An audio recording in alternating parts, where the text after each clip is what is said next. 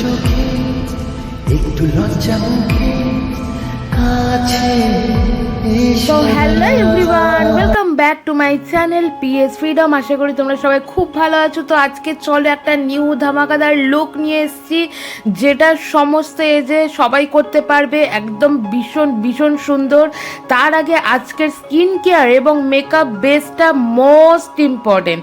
তো চলো স্টার্ট করে দিয়েছি। ফার্স্টে আমি টোনার ইউজ করে নিয়েছি, সেরামটা ইউজ করেছি, আমি দেখাতে ভুলে গেছি। তো তারপরে দেখো ময়েশ্চার অ্যাপ্লাই করে ভালো করে ব্লেন্ড করে নিচ্ছি। গলাতেও দিতে হবে, সব কিছু মুখ গলা দুটোতেই দিতে হবে। তারপর দেখো প্রাইমার অ্যাপ্লাই করে নিচ্ছি। যারা হচ্ছে একদম নিউ মেকআপ করছো বা জানো না বা হয়তো ট্রাই করছো, তারা কিন্তু step by step skin care করবে, তাহলে বেসটা ভীষণ ভালো হবে, কি হবে না, ফেটে যাবে না, লং স্টে করবে। তো তারপরে দেখো প্রাইমারটা ভালো করে ব্লেন্ড করে আমি ফাউন্ডেশন অ্যাপ্লাই করে নিলাম। তো ফাউন্ডেশনটা একটু যদি ভালো বেটার হয় তাহলে খুবই ভালো লং স্টে করবে। তারপর বিউটি ব্লেন্ডারটা আমি জলের মধ্যে ডিপ করে রেখেছিলাম, ভালো করে জলগুলো ফেলে এক্সেস ওয়াটারটাও হাতে ট্যাপ করে নিয়ে এবার দেখো ব্লেন্ড করছি। দেখো স্কিনের গ্লোটা দেখো, শুধু মানে বেসটা যদি ভালো স্কিন কেয়ারটা করা যায় তাহলে ফাউন্ডেশন অ্যাপ্লাই করতে করতেই বুঝতে পারবে স্কিনের একটা অসাধারণ একটা গ্লো। তো ফেস আর গলা মানে ফেস নেক বোথ করতে হবে বলেছি, তো দেখেছো আমি বোথ ইউজ করেছি। তারপরে দেখো কন্ট্রোল অ্যাপ্লাই কন্ট্রোল না, কনসিলার ফার্স্ট অ্যাপ্লাই করলাম, দেন কন্ট্রোল অ্যাপ্লাই করছি। যেখানে যেখানে কনসিলার এবং কন্ট্রোল অ্যাপ্লাই করাটা দরকার আমি সেই জায়গাগুলোতেই দিয়েছি, তোমরা দেখে নাও। তারপরে ব্লাশটা অ্যাপ্লাই করে নিচ্ছি। ফোরহেড যাদের একটু চওড়া তারা ফোরহেডে অবশ্যই কন্ট্রোল করবে, তাহলে ছোট লাগবে একটুখানি কপালটা। তো ফার্স্টে কনসিলার ব্লেন্ড করব, দেন আমি কন্ট্রোল করব, তার সাথে ব্লাশটাও অ্যাপ্লাই করে নেব। তো আজকের হচ্ছে ওটাই মেন ব্যাপার। যারা বলো কালো হয়ে যায়, মেকআপটা স্টে করে না, মানে মেকআপ ভালো করে বসে না, তো তাদের জন্য কিন্তু skin wise, dry skin, oily skin, এরকম স্কিন ওয়াইজ কিন্তু তোমাদের স্কিন কেয়ারটা করতেই হবে। অয়েলি স্কিন থাকলে অনেকে ময়েশ্চার স্কিপ করে, কিন্তু তা করলে হবে না, তাকে জেল ময়েশ্চারাইজার অ্যাপ্লাই করতে হবে, জেল বেস টাইপের। কারণ স্কিন কেয়ার ভালো হলেই একমাত্র কেকি হবে না, কালো হবে না, লং স্টে করবে, আর মেকআপ অনেকক্ষণ থাকবে, কোনো ঘাম হলেও ফট করে গলে চলে যাবে না। তারপর কিন্তু এইগুলো সব অ্যাপ্লাই করে ফেসটাকে সেট করা খুব জরুরি, খুব জরুরি। না তো কিন্তু তোমার ফেস না সেট করলে কিন্তু মেকআপ একদমই এদিক ওদিক হয়ে যাবে, এক জায়গায় স্টিক হয়ে থাকবে না।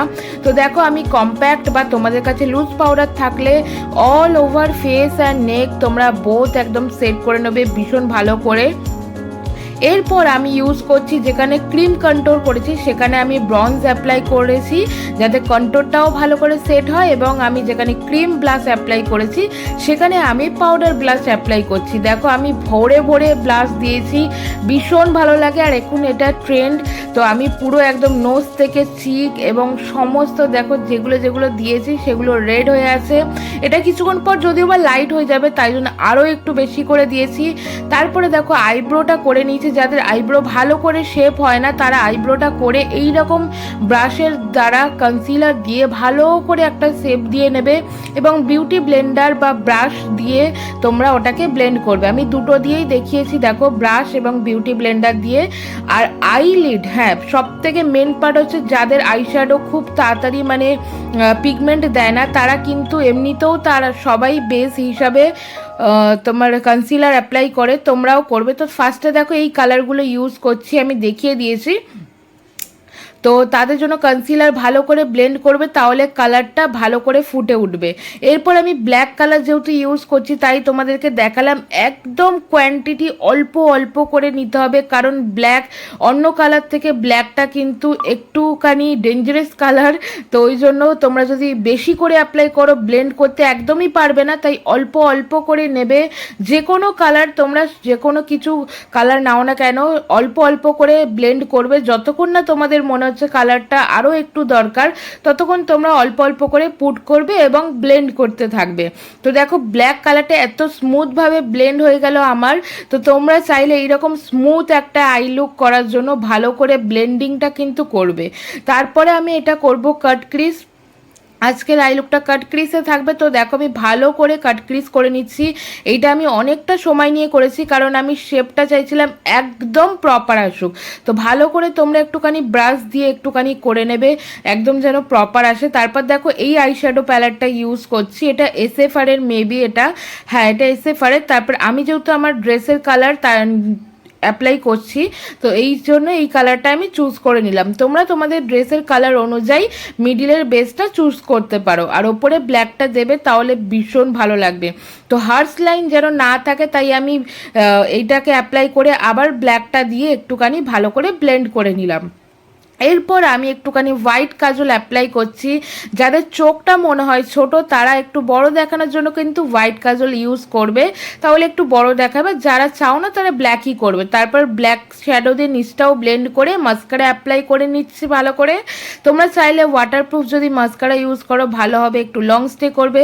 মাস্কারা অ্যাপ্লাই করতে করতে আমার চোখের ভিতর চলে গেছে, তো আমি আবার একটু ভালো করে অ্যাপ্লাই করে এবার আমি আইব্রোর নিচটা একটুখানি হাইলাইট করে নিচ্ছি, যাতে আরও পুরো একদম ভালো করে দেখায় আমার আই লুকটা। ভীষণ ভালো লেগেছে এটা।